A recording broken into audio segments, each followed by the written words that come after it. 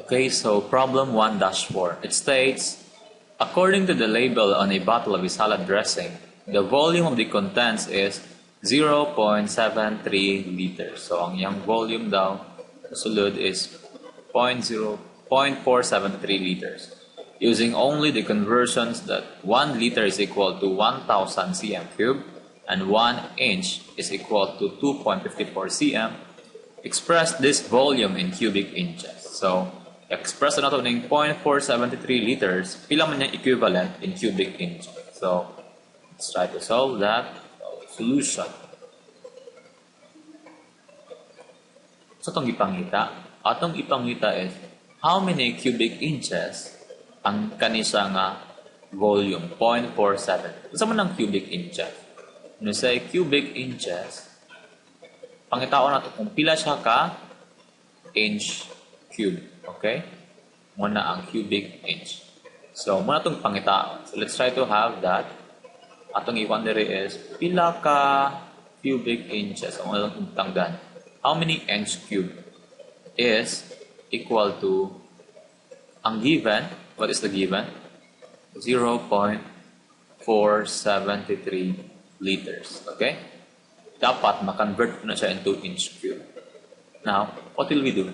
Ang buhaton na ito is simple lang kaya. Ang tawag ani dimensional analysis. Mag-times lang ka o ratio, conversion ratio. Tama niya ang liters, makonvert ni mo to inch cube. So, sa man ang first step, kabulutan nga ang 1 liter equal siya sa 1,000 cm cube. So, mag-times na ito siya ana ang conversion ratio.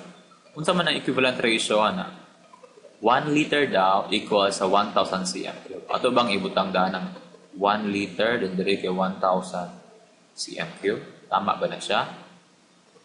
Kung kanatong buhaton, dili na ito makancel ang liters. Ang mabilin diya, liters sa taas, magdoble-doble na ang liters. Ang actual lang, ibutang nato is ang baliktad anang po baliktad. So, we'll have liters sa ubos, okay? 1 liter, at taas will be the 1,000 cm cube. In that case, na-cancel na ito karon ang liters. Okay? So, ang naanong nato is cm cube. Pero dili man cm cube ato ang gusto. Gusto ta inch cube.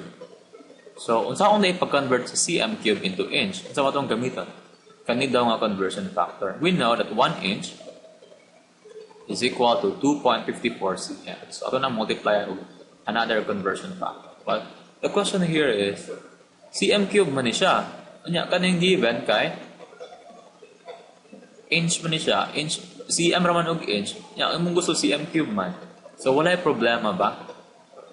Ani ni siya. So dapat ang cm cube na sa ubos, no? So kaning nga conversion factor can also be written as kaning nga ratio. 1 inch over 2.54. There's 2.54 cm is like an inch. So equal lang silang duha bali. Kung gusto ka inch cube o cm cube, kung sa imong buhaton, i-raise nimo ni siya o cube, both sides. Okay? Raise nimo ang cube, tanan. So, ang mahitabuan na lang kay 1 cube, inch cube, then, nalang kay 2.54 cube, cm cube. Okay? So, bale, pag ingon na karon, pila man ang 1 cube. Well, ang 1 cube, 1 lang na siya. Kanang 2.54 cube, well, it's 2.54 times 2.54 times 2.54. So, ingon na ang idea. But usually, kung ginasolve ka ni, di na ka maagi pa ni nga step. Kasagaran sa ang ginabuhat is, ato na lang ilutso ibutang is, we have this. 1 inch is 2.54 cm. Then, cube mo na siya, i-cube na to both sides. Kaya ng numerator o denominator. So, expected na siya, ang kabulo ka, kanang, both 2.54 na ba? cm. Okay? Expected na siya nga dapat, ang 1, erase ni mo cube, 1 naman gihapon. Ang 2.54, erase po ni mo cube. So, bale, kung kana siya karon, makancel ang cm cube o cm cube sa ubos. So, ang answer ana will be, so, imo nang calculate. Pag-calculate, start from the left. Okay, dami. 0.473. So, 0.473 times 1,000. Kaning 1,000 dire, di na siya nimo i-cube. Kaya ang naka-cube na ang cm lang man. Okay? 1,000 na siya times 1,000 divide 1, which is the na kailangan i-divide. Then kani, times 1 cube. Pila man ang 1 cube? 1 lang. So, na kailangan i-times. Divide 2.54 cube dapat. So, divide 2.54 cube. So, 2.54 cube. Ang answer will be 28.86. 28.86. 864 dapat inch cube. However, you should really stick to the rules. No, ang country given kay 3 decimal or 3 significant figures man. So dapat imong answer kay round that up to 28.9 inch cube. 28.9. Anong 9 na ako? 8 naman ang answer sa libro. Ako na mali.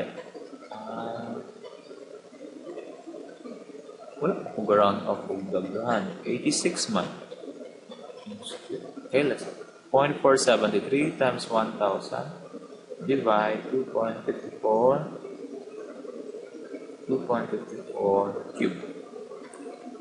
Wala nang po round off. So, ako niya actually ang pinaka-close to the answer. Mo gani dapat ang answer. The book says 28.8, pero I believe na nagkamali na siya due to kasi niya pa nang resolve the rounding of errors. Hindi siya mali, but ang input pasabot is nagbiki lang mi sa decimal places kay I believe resolve niya daan 2.54 cube niya daan. Kanya ito ato mga diretso, which is mas accurate na siya. Okay?